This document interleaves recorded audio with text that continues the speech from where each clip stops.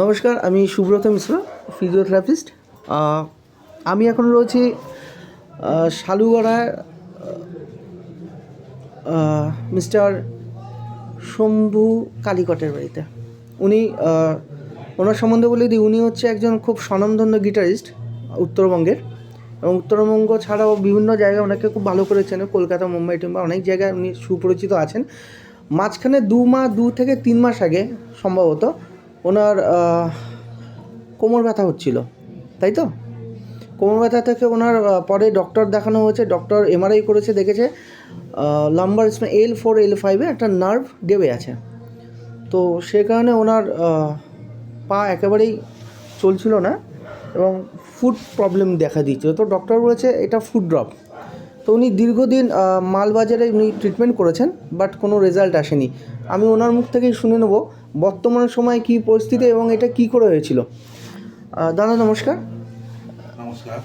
তো আপনার এই যে পরিস্থিতি হয়েছিল, কী করে হয়েছিল, এটা আপনি কবে নাগাদ বুঝতে পেরেছেন? এটা আমি 3 মাস আগে বুঝছিলাম। আচ্ছা, 3 মাস আগে বুঝেছিলেন। তারপরে ডক্টর দেখানোর পর এটা আমার ফিজিওথেরাপিস্ট মালবাজার, ওইখানে কিছু হলো না। কতদিন করেছিলেন ওখানে? ওখানে সপ্তাহে 7 দিন থাকে তো। হ্যাঁ, 2 দিন, একদিন বাদ দিয়ে করেছি। একদিন বাদ দিয়ে। সেখানে কি কোনো ইমপ্রুভমেন্ট আপনি খুঁজে পেয়েছিলেন? ওইখানে তো কোনো ইমপ্রুভমেন্ট পাইনি। আচ্ছা, তারপর আপনি শিলিগুড়িতে এসেছেন। হ্যাঁ। তো শিলিগুড়িতে আমি আপনাকে কদিন হয়েছে করাচ্ছি বা কদিন ট্রিটমেন্ট দিয়েছি? এই তোমার ধরো 1 মাস। 1 মাস ট্রিটমেন্ট দিয়েছি। হ্যাঁ। সপ্তাহে কদিন এসেছিলাম? সপ্তাহে একদিন। মানে মাসে যদি 1 মাস যদি হয়, সাধারণত আমি মাসে আপনাকে 4 দিন ট্রিটমেন্ট দিয়েছি।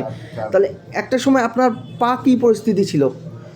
এই যে ফুটটা যে উঠছে আপনার এখন, আগে কি এই ফুটটা উঠতো আপনার? না, উঠতো না, একদমই অবশ ছিল এবং খুব খারাপ অবস্থায় ছিল। বর্তমানে আপনার পা উঠছে এবং আপনি দেখতে পাচ্ছেন যে ইমপ্রুভমেন্ট প্রচুর হয়েছে। আচ্ছা, আঙ্গুল আপনার নড়তো এক সময়? না, নড়তো না। এখন আঙ্গুল নড়ছে? না, আবার করুন। হ্যাঁ, বাহ। তো এই মুহূর্তে 1 মাস হয়েছে। 1 মাসে সপ্তাহে 1 ডেজ করে আমি ট্রিটমেন্ট দিয়েছি ওনাকে। তো এই মুহূর্তে ওনার পা এবং ফিঙ্গার দুটোই ওনার ভালো উঠছে এবং কাজ করছে। তো উনি স্যাটিসফাই আছেন। আপনি স্যাটিসফাই ট্রিটমেন্টে? হ্যাঁ, স্যাটিসফাই। আচ্ছা, আরও ইমপ্রুভমেন্ট হবে আস্তে আস্তে। এখন তো কোনো অসুবিধা হচ্ছে না আপনার? না, এখন কোনো অসুবিধা, হাঁটাচলা করতে পারছেন। আচ্ছা, ওনার ভাই আছেন এখানে, মিস্টার সঞ্জয় কালিকট। উনিও খুব স্বনামধন্য একজন মিউজিশিয়ান। উনি নমস্কার দাদা। তো উনি অক্টোপ্যাড বাজান এবং ড্রামিস্ট, খুব ভালো মিউজিশিয়ান, উত্তরবঙ্গের স্বনামধন্য মিউজিশিয়ান, 2 ভাই। তো ওনার কাছ থেকে শুনে নেবো দাদার পরিস্থিতি কী ছিল এবং আমার কাছে ট্রিটমেন্ট নেওয়ার পরে বর্তমান সময় পরিস্থিতি কী আছে। হ্যাঁ, এখন খুবই ভালো। আমাদের ডাক্তারবাবু সুব্রত ভাই আসছেন এখানে।